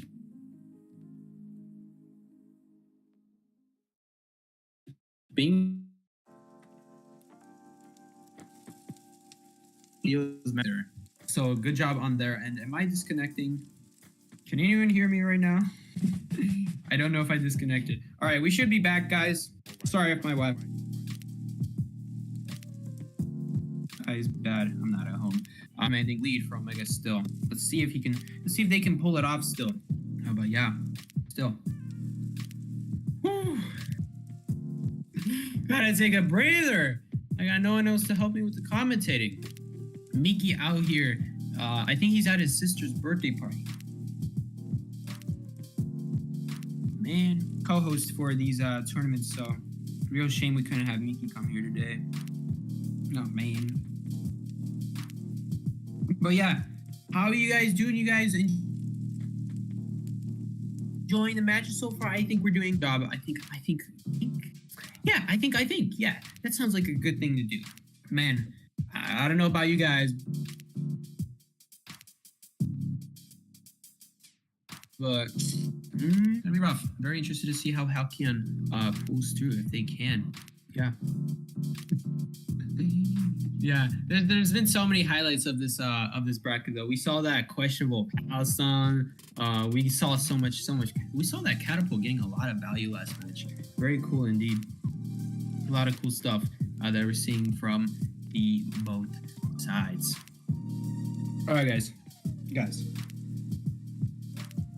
I'm running out of things to say. So you know what? I'll tell you all a dad joke. You know what? I'll tell you all a dad joke. I love stories. I thought of this one myself. All right. Hear me out, guys. If the Italians made the Gettysburg Address, what would it have been named? The Spaghetti'sburg Address. Spaghetti Italian. I came up with that myself. Thank you guys. Thank you very much. As we're waiting here patiently for the last final round to start. Man, that was a hilarious joke. I know, guys. I know. That was beautiful. All right. I mean, what did you guys... Oh, we got Nico is being put out and Pitt is gonna be the new hunter. In that case, who's gonna be the new survivor? Wait, Elliot. Who's gonna be replacing Pitt as survivor? I wonder who's gonna be replacing Pitt as the survivor. Pitt plays survivor, I think. Pitt in, Nico out. Dang.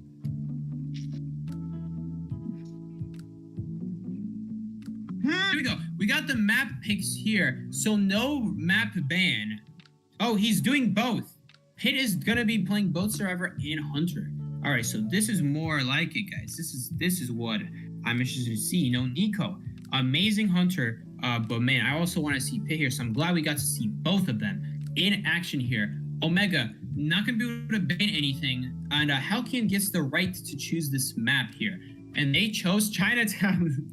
I have a feeling they're gonna go a very identical strategy to what we just saw. We might see the patient, we might see the embalmer, we might see the little girl, and we might see the toy merchant. Oh my goodness, all 4 of those survivors are amazing on this map. The large map setup for the little girl, amazing. The hook spots for patient, amazing. The teleports, sorry, did I already mention big map for little girl? A lot of places to drop down from with the glider, and ever since the glider got buffed, it is now much faster than a hunter. Maybe not much faster, but definitely quite a bit faster than the hunter can move. So there's that going for them. And of course, Embalmer, huge map, same idea as Little Girl. I have a feeling we're going to be seeing Halcyon do kind of the identical thing that we just saw here. So you know what? If I was the Omega Hunter right now, considering what we saw from Halcyon so far, we haven't been seeing stuff like a forward. We also haven't been seeing other top tier survivors that you usually see picked early on. Some of those examples might include let's see, go back in the stream here. We didn't see them pick Priestess early on, although I assumed they would go Priestess. You know, Priestess is not a super big brain character to use. Sorry, Priestess mains, but besides like the psychologist, besides the forward, because they haven't really been using either of those. They could honestly, at least Pit here, Omega could honestly start banning some other stuff to put a dent in their strategy that they're trying to pull off here. That is the key here, and I would love to see that. Now he is gonna still ban the Seer Priestess. Priestess, of course, Seer, of course. You gotta ban those two, which still makes it so hard. I'm surprised he still went Mercenary here. But yeah, I suppose. I mean, it seems like Halcyon has definitely practiced the strategy a lot, so it would be nice to take one of those survivors out of the equation, something that's not easily replaceable. Like Toy Merchant. It's kind of harder to replace Toy Merchant on this map. You know, the two most common the next most comparable survivor to Toy Merchant is like Priestess, because they both provide a ton of distance. It's just Toy Merchant is a little bit worse because it takes time to Priestess, not taking any time, plus the hunter gets stunned when they move through it. But we're gonna see the batter here, which is something we haven't seen before. I was over here talking about we haven't seen forward. Hey, they could still pick batters. So even though forward is a high skill cap survivor, batter on the other hand, not as high skill survivor. So if they don't have a person who mains harasser, they could still go batter, and they could still have a lot of success with batter, even though they may not play batter a whole lot. Even if they don't, which I assume they do still.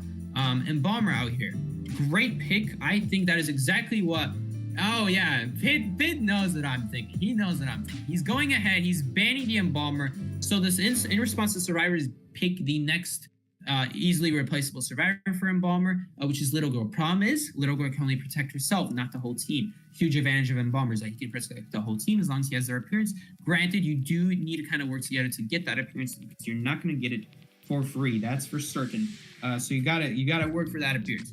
And for the final ban, we have Patient. In replacement of Patient, we have Acrobat, which is honestly just as annoying of a survivor as Patient. The difference, Patient can pull off the sides of buildings while he's on the second floor, and since there's no invisible walls there, which honestly a huge nerf to Patient would be to just add invisible walls there, and that would honestly be a good nerf to Patient. They could do that, which would be a lot worse, but because there's no invisible walls, it makes it so that he could jump off the sides of balconies and just make life for hunters so hard, because not only does the hunter have to kind of go around the balcony, they have to fall down the balcony, and it's especially annoying if the Patient vaults off the side of the balcony where like you can't drop off from. Like he goes the other side of the balcony, so then the hunter's not only really far from the survivor as the Patient's landing, they also just have to use the other side of it. Like let's say they hook off the left side and the drop off is on the right. It kind of forces the hunter to go on the right, which gives the Patient even more free distance. So great ban from Omega's hunter hit stoppers here. Still, Acrobat is still just as good of a survivor. We could easily still see great gameplay from the Acrobat, because Acrobat can quite easily block off all those doorways, all these building entrances. Oh man, it's so annoying to go against Acrobat and having to deal with all of that. So that's why we're kind of seeing the broken wheel pick here. So now this is gonna make it a lot harder to effectively use these balls, because you can't really use them until after the wheel comes out. Which gives it's still really good, but it gives a lot less value for the Acrobat, because he kind of just has to use it wherever, whenever, only when the wheel comes out of the wheel form. So that is something that is a better advantage for you. At least have the advantage of being super up close when he's using the ball, as opposed to them using it ahead of time, blocking stuff ahead of time. That could lead to a whole assortment of problems. Little girl is kind of gonna be hard to teleport from a wheel, because even if you do it before the heartbeat, how do you know you're not gonna get hit before then? And on top of that, how do you know if the hunter's coming for you? Because how fast the hunter's coming for you, you don't even have time for it before you get a heartbeat sometimes. So pretty good hunter here to go against all this stuff. We unfortunately for Batter is such a good survivor, just picking up those balls, munching those balls, smashing the balls, stepping on the balls, everything that the hunter has to do. So much work to deal with the batter's balls. Now, do not be mistaken. We got a lot of balls on this team. We got Acrobat has 3 balls instead of 2. We got the batter with 3 balls instead of 2. These survivors, they're proud. They're proud, man. They're proud of their 3 balls. And on top of that, Acrobat could get a 4th ball, a 5th ball, a 6th ball. Jesus, I wonder how the doctor hasn't even questioned them into taking them into questioning at this point. Batter could reuse his balls. But beware, his balls can be crushed. So always be wary of that. Hit stoppers.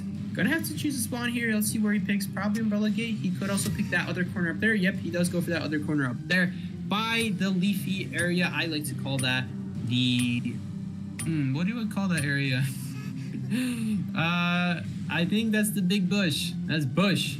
He's also gonna spawn between, like, next to the tunnel. That is another name there. If you're passing by the tunnel, you could also say tunnel. Hopefully, we don't see Chinatown a lot. So I'm hoping I could educate you guys a little bit on what these names of these areas are gonna be. This is the tea shop. The devs call this the tea shop. When I was reading patch notes about this map, they were calling this the tea shop when they were changing up this map. So he's passing the tunnel right there, checking this area behind this red building. There's a statue right here, so you could call it a statue area. And he's gonna be going to hotel. No, he's not. He changes his mind. Oh no, he thinks someone is here. Okay. This tinnitus is actually throwing off Pit, because Pit is trying to find a survivor here, thinking someone's around this building. No one was even around there. They were inside hotel the whole time. So that could be Pit just not being familiar with, like, the range of tinnitus on this map, which is another benefit of picking Chinatown as survivors, is that maybe the hunter's unfamiliar with what counts as tinnitus activation or not. Gonna target the batter here. This is probably one of the better targets for the wheel.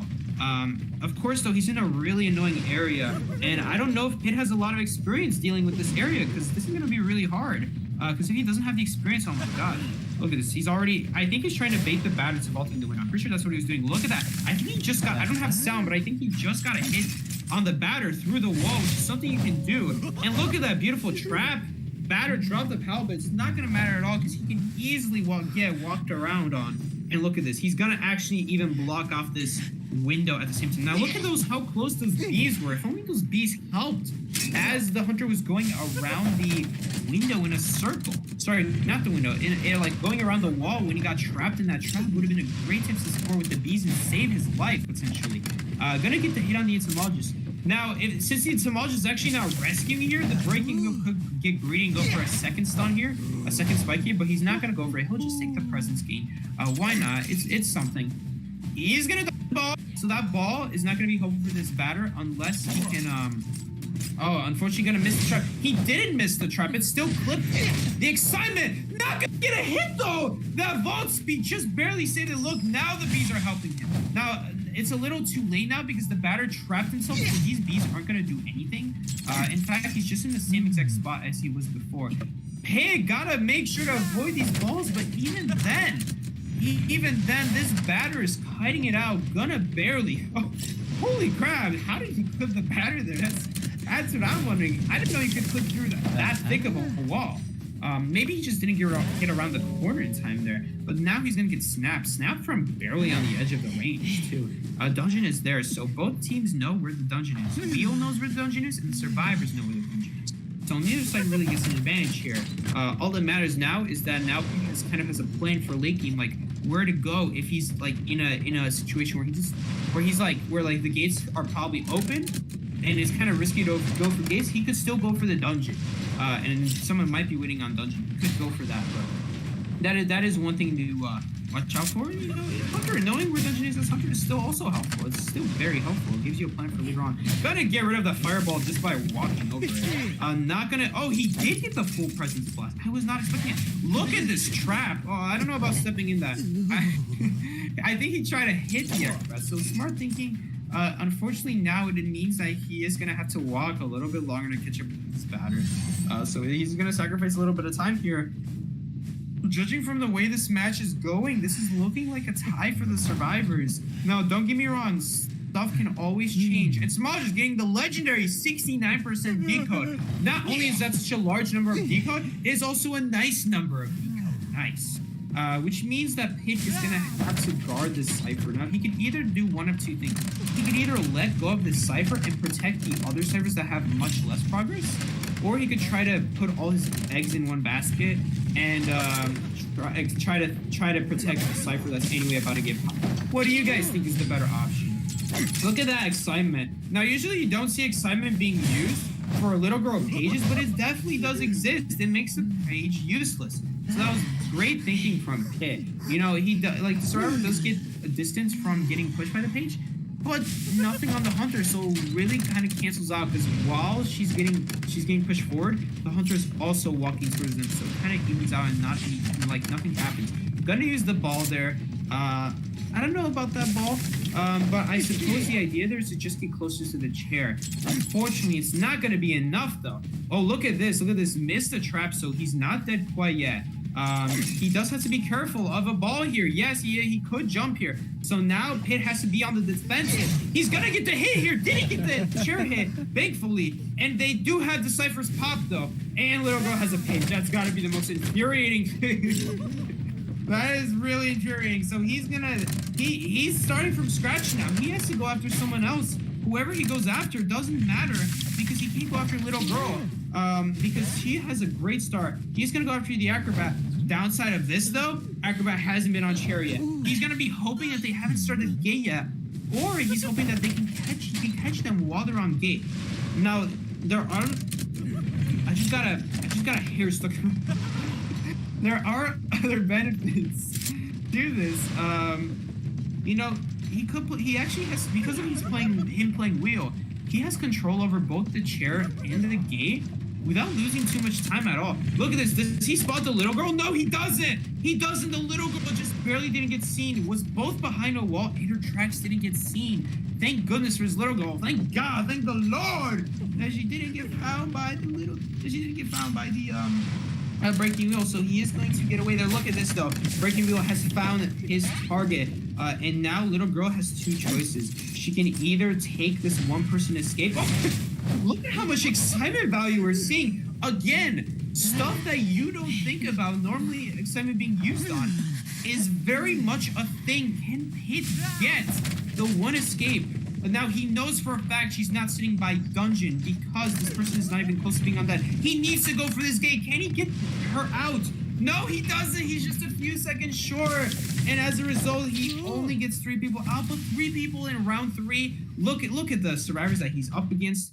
2 of them do really good against him. Batter and Acrobat.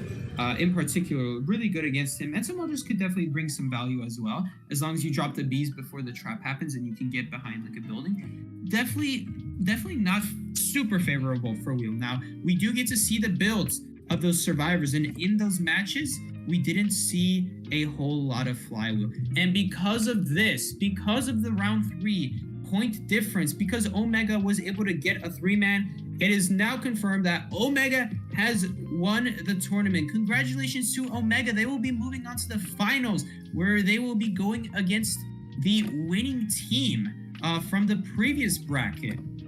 And that other team was let me check here. Who was that other team? That other team was, shoot, I don't know. Ali, could you let me know what was the other team? Ghost won. So we're gonna be seeing Ghost versus Omega. Ghost, I don't know if you guys saw it. Go ahead and check out the days where Ghost played. They are a very solid Survivor team as well. Very solid Survivors. I love seeing great Survivor gameplay. That's my favorite thing about this game. So let's take a look at the score here real quickly, just to confirm that why it's over. We got 7-2, 4-4, 3-1. Now the 4-4 is essentially 0.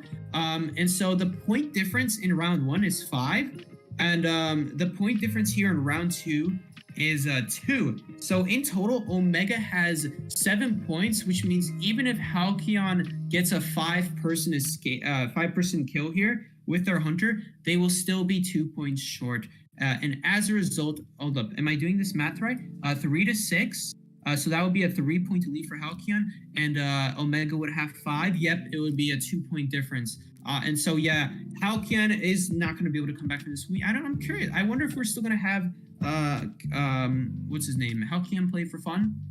Are we going to see a funsies match? No, we will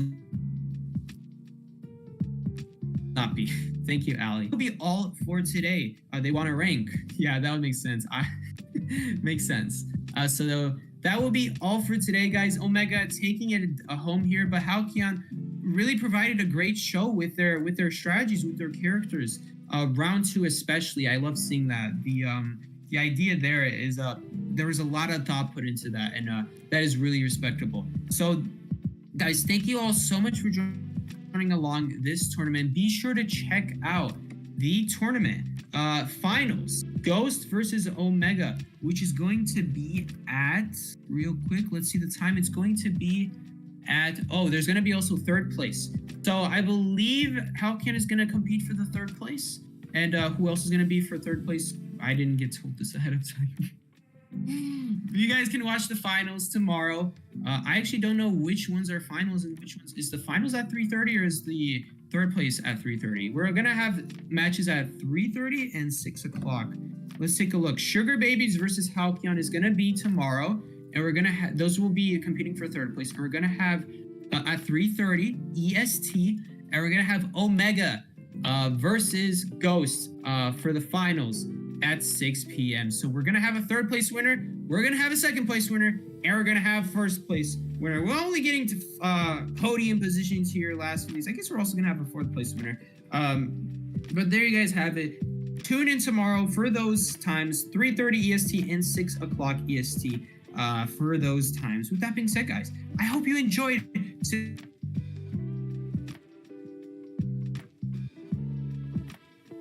today's someone else was here with me. No other co-host was here for me. Thank you, Sikey, for commentating all by yourself. That was rough. I know, Sikey. Thank you so much for I don't get a lot of thanks for this work. But besides Ali, of course. Thank you, Ali, of course, for setting up this tournament, guys. With that being said, I'm going to stop beating around the bush. I will see you all tomorrow. Well, I won't be commentating, but I will see you all tomorrow for the finals in 3rd place. Take care, guys. This has been Sikey. Hope you guys have a good rest of your day.